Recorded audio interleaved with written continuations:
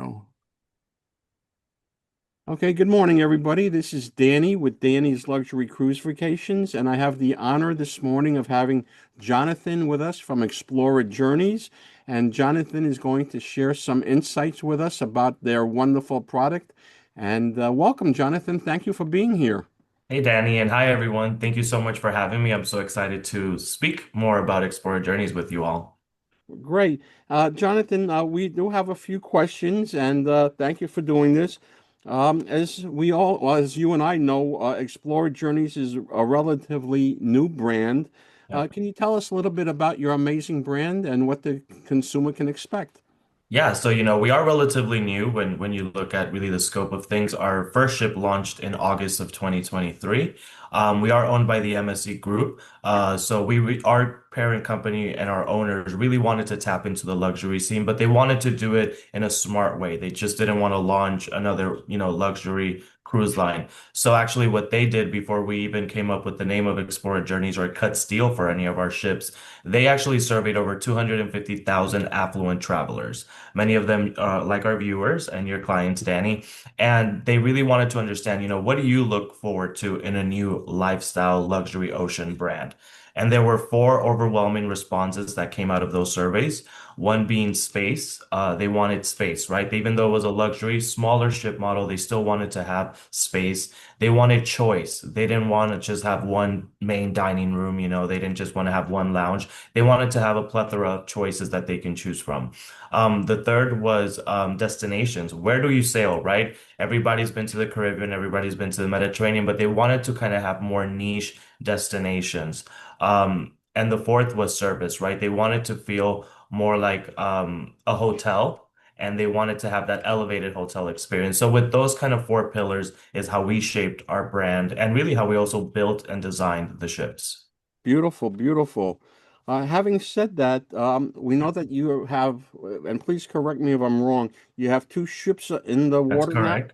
All right, Correct. Two and ships. if I'm not mistaken, you're going to come up with four more? Four more, correct. So we'll have a Okay. total of six. All right. So at this point, with your two ships, can you maybe give some insight as to where your ships sail to? Yes, of course.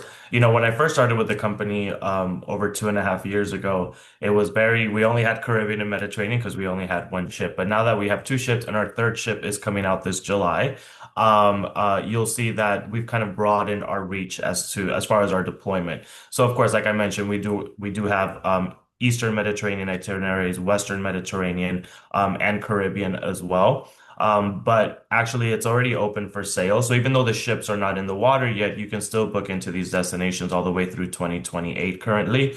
When Explorer 3 launches this summer, she will head up to Northern Europe. So she'll be kind of doing Greenland, Iceland. She'll head down through the Canadian Maritimes as well. She'll have a small stint in the Caribbean, and then in the summer of 2027, she will actually introduce Alaska for us as a destination, which is very exciting. So we'll be entering the Alaska scenery come summer of 27. And following the Alaska season, Explorer 3 will also head to Asia.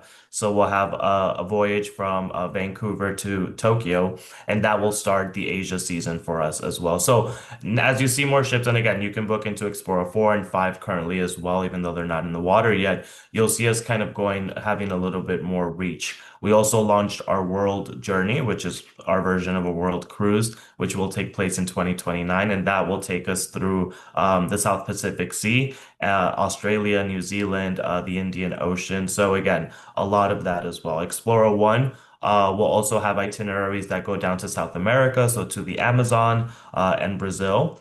And so pretty much we're trying to cover as much as we can. And then again, as more ships come out, you'll see that kind of still broaden in deployment. Perfect, perfect. Having said that, is there for lack of better words, a perfect demographic, or what type of clientele would fit your experience well? That's a great question, Danny. And with us, we are not the classic luxury cruise lines. They do a great job, but you'll see the demographics there are different than ours. With us, and again, having the access, I would say Wi-Fi on our ship is probably one of the best. We use both Starlink and SES satellite technology. So for those of us that have to always be connected, or we have meetings or we have to work, you're able to do that on the ship and it's included for you. And so with that, I think our demographic skews a little bit younger. Our average age on board is 55 years of age currently, and it is skewing younger as well. So I would say around that, we like to say that the discerning traveler is kind of our target audience. You don't have to be retired. You can still be working because again, you can still take care of business. And we really kind of coined that term of pleasure, right? You miss business and pleasure. So you can maybe have a couple meetings in the mornings and then go meet your family or friends by the pool in the afternoon or for an excursion or a destination experience out in one of the ports we're in.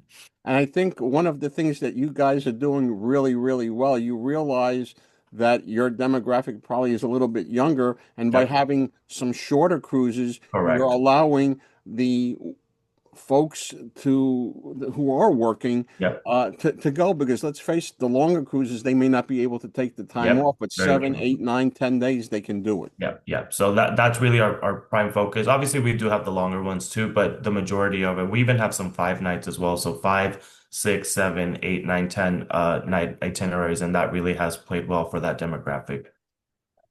Perfect. Am I correct to say that your product is relatively all-inclusive, if I'm not mistaken, except Yeah, for the so experiences ashore? correct. So you are 100% correct there. So from an onboard perspective, we are fully all inclusive. This means all your meals, all your drinks, and this includes soft drinks and premium spirits as well. All your prepaid gratuities on board, the Wi-Fi, which I just mentioned. And on the Wi-Fi, again, it's up to 3 devices per guest. So if you have two guests that are staying in one suite, double occupancy, that's up to 6 devices that they can connect. And that's included for them. So all of that is included for you. If we are visiting a port where the city center is a little bit away from where the port is, we also include shuttle service for our guests. We also include spa amenities, which I think is something that is not talked about enough. But you don't have to have a treatment booked in our spa or a facial or anything to gain access to the spa amenities, which include our hydrotherapy pool, our Himalayan salt cave, our Finnish sauna, heated marble loungers. So all of that is included for you as a guest. The one thing that we don't include in it, you mentioned that, is our destination experiences or our shore excursions. Beautiful, beautiful.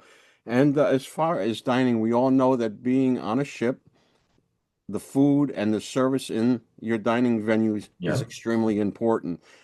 From what I understand, and again, hopefully I'm correct saying this, you don't have main dining rooms on the ship. You have different dining experiences. Correct. That is very much correct. And again, this was done by design.